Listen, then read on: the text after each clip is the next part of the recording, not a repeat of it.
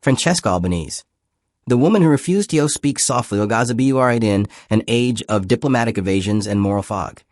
The UN Special Rapporteur on the occupied Palestinian territory has become one of the clearest, most embattled voices, insisting that law must still mean something.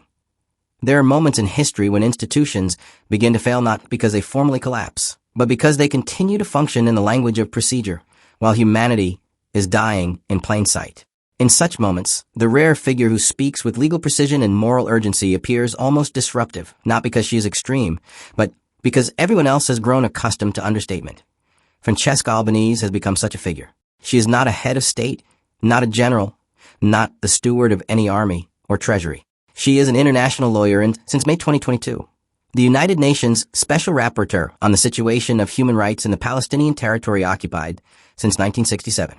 Her mandate is to assess and report on human rights conditions in that territory and to present those findings publicly to the UN system. Yet, in the moral landscape carved by Gaza, Albanese has become something larger than her title. A witness with institutional standing, a jurist unwilling to dilute language for the comfort of the powerful, and a public conscience for an international order that too often sounds eloquent only after the ruins are cold. That is why she matters, not because she is universally loved. She is not. Not because she is beyond criticism. She is not. She matters because she has insisted again and again that the vocabulary of international law cannot be suspended simply because the accused is militarily powerful, diplomatically protected, or geopolitically useful.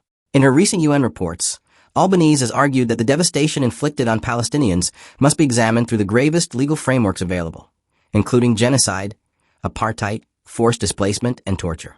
Her 2025 report examined what she described as an economy of genocide, and her 2026 report focused on torture as a structural feature of the violence being inflicted on Palestinians. This is the point at which much of the international establishment becomes uncomfortable. Not because the facts of destruction are hidden. They are not hidden. Gaza has been one of the most documented human catastrophes of the modern age. The discomfort comes when someone with UN standing refuses to speak of mass death as though it were merely a tragic policy dispute. Albanese has not accepted the luxury of euphemism. She has forced legal and moral categories back into a conversation that many governments would prefer to keep submerged beneath phrases like concern, restraint, and all sides. For that reason, she has become a target as much as a messenger.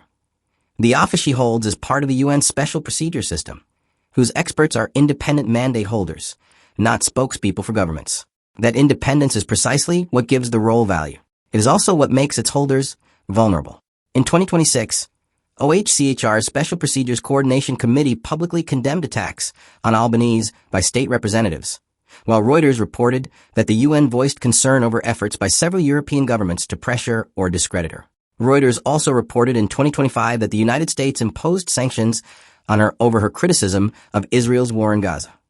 That fact alone should trouble anyone who still believes in the independence of international scrutiny. When a UN human rights expert becomes the object of coordinated political attack for the substance of her reporting, the issue is no longer merely Francesca Albanese.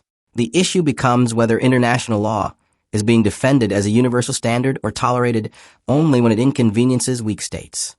Her defenders see courage in that resistance. Her critics see bias, overreach, or inflammatory framing. It would be dishonest to pretend the debate around her is not fierce. It is. Reuters has documented calls for her resignation from some governments, while other UN bodies have defended the independence of mandate holders and condemned personal attacks against her. But history is rarely kind to those who confuse controversy with error. Many voices now celebrated as morally clear were in their own time, treated as inconvenient, shrill, unbalanced, or politically dangerous. Power has always preferred the language of moderation when moderation protects impunity. What Albanese represents, then, is not sainthood. It is something more demanding.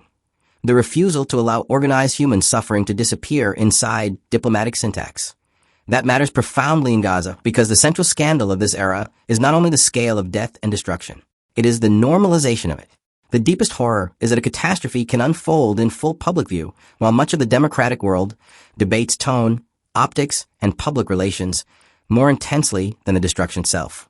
Albanese's voice has cut against that normalization. She has spoken as though Palestinian life carries full legal and moral weight.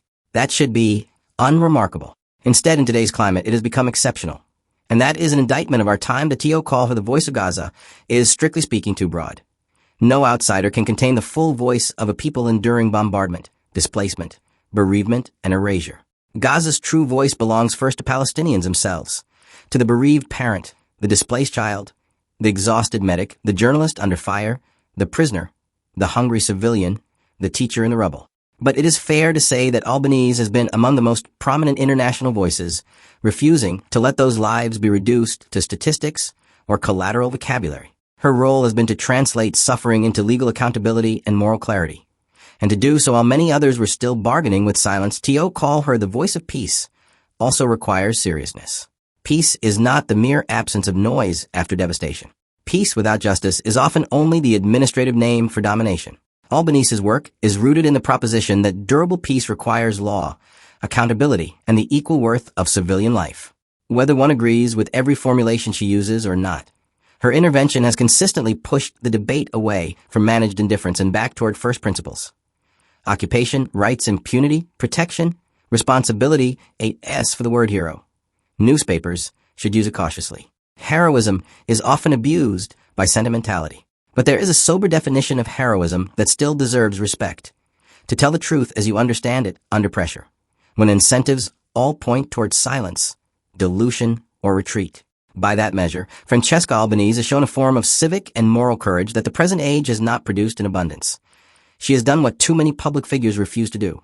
She has accepted that words have consequences, and spoken them anyway.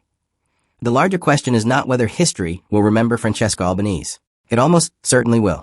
The larger question is what history will say about those who heard the alarm and chose irritation over action, procedural caution over moral seriousness, and political convenience over the lives being destroyed before the world's eyes. Some people become controversial because they distort reality. Others become controversial because they name it too clearly. Francesca Albanese belongs to the second category. And that is why, in this brutal chapter of our century, her voice has carried so far.